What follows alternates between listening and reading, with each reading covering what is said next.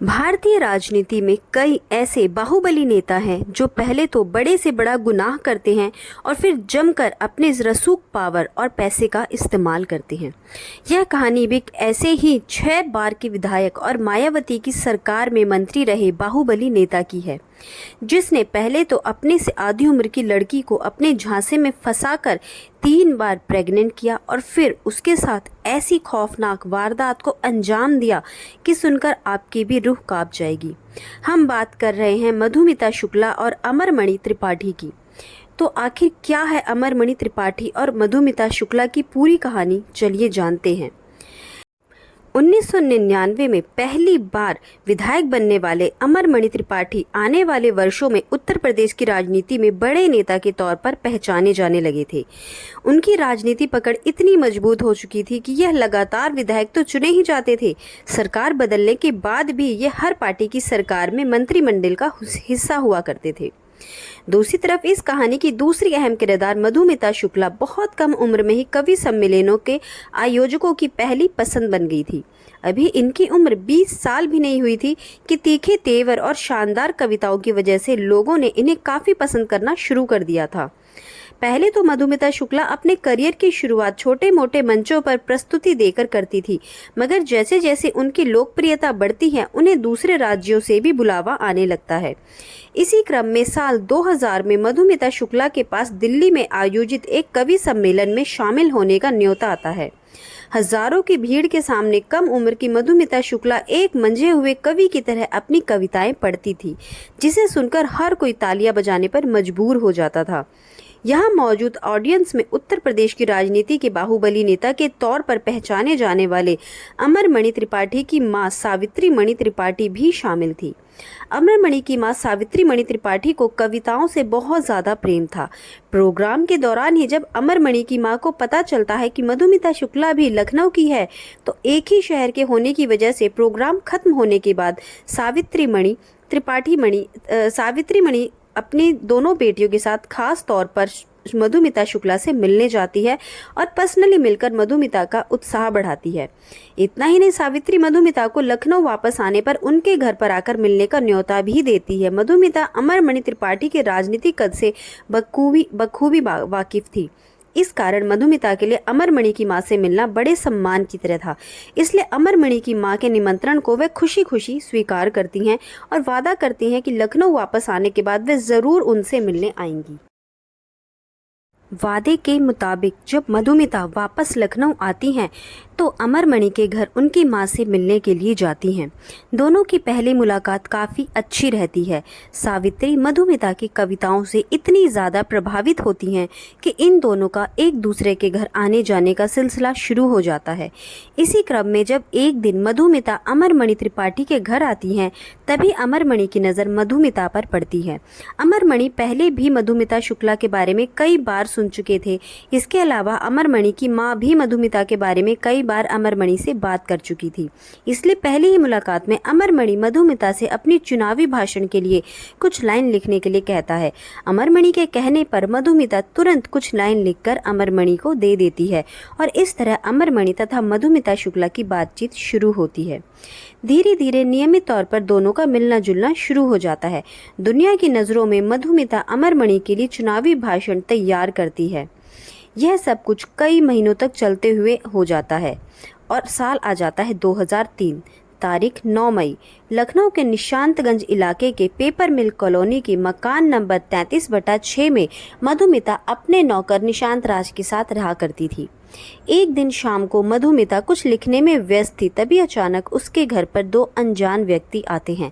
उन्हें देखकर मधुमिता उनसे कुछ बात करके उन्हें घर के अंदर बुलाती है और दूसरी तरफ अपने नौकर से उनके लिए चाय बनाने को कहती है। नौकर घर में आए मेहमानों के लिए चाय बनाने के लिए अंदर जाता है, तभी घर के अंदर से गोली चलने की आवाज़ आती है। वह जल्दी से किचन से भागकर बाहर निकलता है तो देखता है कि फर्श पर मधुमिता खून से लथपथ तड़प रही है और जिस मेहमान के लिए वह चाय बना रहा था वह तेजी से घर का दरवाज़ा बंद करके मोटरसाइकिल से भाग रहा है। देशराज दोनों को भागते देखकर शोर मचाता है और मदद के लिए लोगों को बुलाता है, मगर कोई भी उन दोनों को पकड़ने में कामयाब नहीं होता। इधर तड़पते हुए कुछ ही देर बाद मधुमिता का शरीर भी ठंडा पड़ जाता है। देशराज इस बारे में मधुमिता शुक्ला की जुड़वा बहन निधि शुक्ला को खबर देता है। निधि यह खबर सुनते ही आ जाती है। इस हत्या की जानकारी लगभग 7 बजे के आसपास स्थानीय पुलिस स्टेशन में दी जाती है। हत्या की खबर सुनकर पुलिस वालों को लगता है कि यह हत्या लूटपाट के इरादे से की गई है, मगर जब कुछ आला पुलिस अधिकारी मौके पर पहुंचते हैं तो उन्हें अंदाजा हो जाता है कि दरअसल घर में किसी तरह की लूटपाट नहीं हुई है, बल्कि बिल्कुल नजदीक से मधुमिता को गोली मारी गई है। मौके पर पुलिस के कई आला अधिकारी पहुंचते हैं और मामले की जांच शुरू करते हैं। सबसे पहले स्थानीय पुलिस अधिकारी मधुमिता के कमरे की तलाशी लेते हैं, जहां से उन्हें मधुमिता का मोबाइल और कुछ पर्सनल डायरी मिलती है।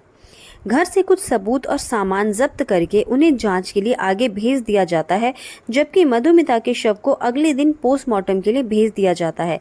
खबर आती है कि जिस अस्पताल में मधुमिता का पोस्टमार्टम होता है, खुद अमरमणि त्रिपाठी अपने सहयोगी के साथ जाते हैं और पोस्टमार्टम पूरा होने तक वहीं खड़े रहते हैं। अमरमणि के ऐसा करने के पीछे की वजह यह बताई जाती है कि निजी तौर पर मधुमिता को अमरमणि की मां पसंद करती थी। इसके अलावा मधुमिता खुद भी अमरमणि के लिए काम किया करती थी, इसलिए अमरमणि परिवार की हिम्मत बढ़ाने के लिए पोस्टमार्टम रूम तक आते हैं। पोस्टमार्टम करवाने के बाद अमरमणि त्रिपाठी अपनी ही निगरानी में मधुमिता शुक्ला के शव को मधुमिता के परिवार आवास लखीमपुर खीरी के लिए रवाना कर देते हैं। लखनऊ से मधुमिता शुक्ला के घर पर लगभग 140 किलोमीटर था। इसमें से लगभग 110 किलोमीटर का सफर सभी लोग पूरा कर चुके थे। गांव में अंतिम संस्कार की तैयारी भी पूरी हो चुकी थी। तभी लखनऊ के तत्कालीन एसएसपी अनिल अग्रवाल को गुप्त जानकारी मिलती है कि वे तत्कालीन पुलिस की एक टीम भेजकर किसी भी कीमत पर मधुमिता शुक्ला के शव को वापस लखनऊ लाने का आदेश दे।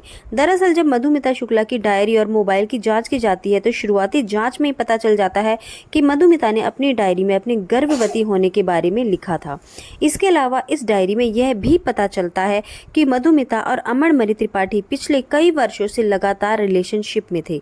डायरी में यह भी दावा है कि इन दिनों मधुमिता शुक्ला गर्भवती थी।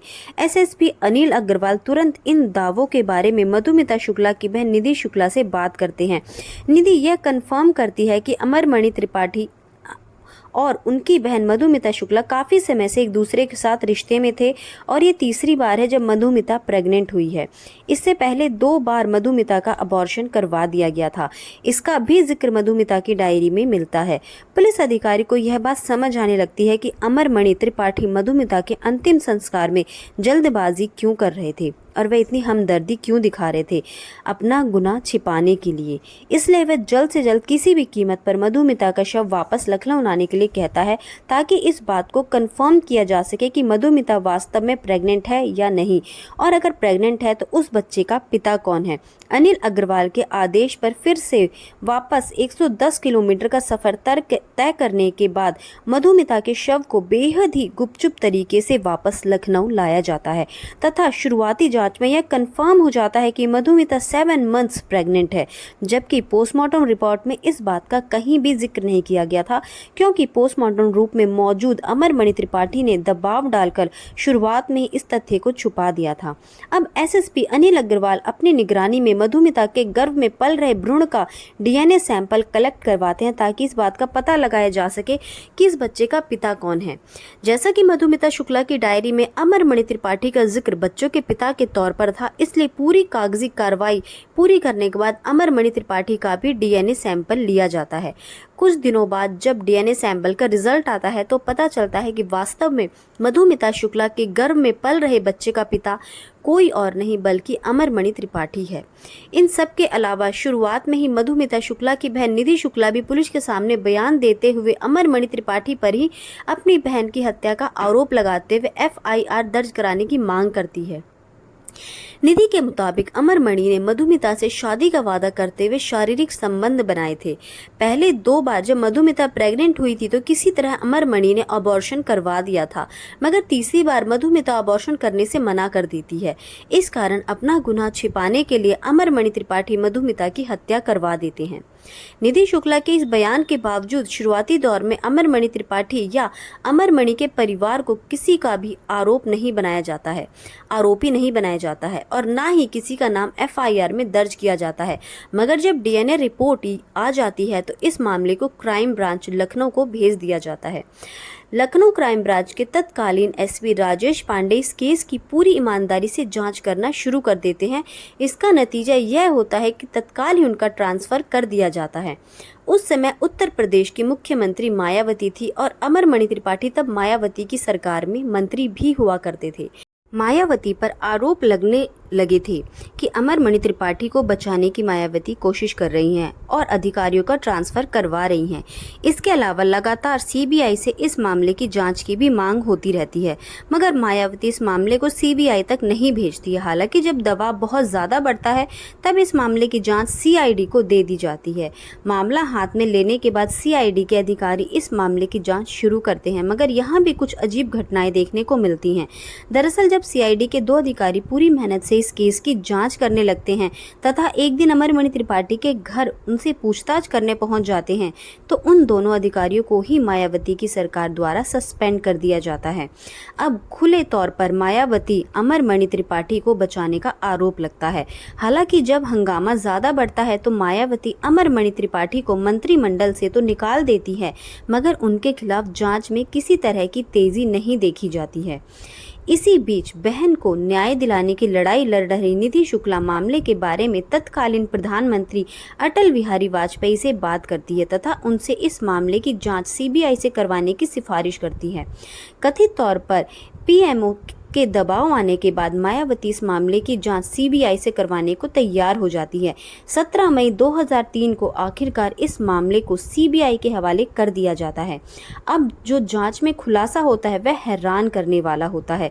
दरअसल इस हत्या में केवल अमरमणि त्रिपाठी का ही रोल नहीं था, बल्कि पूरी साजिश के तहत इस हत्या का अंजाम दिया गया था।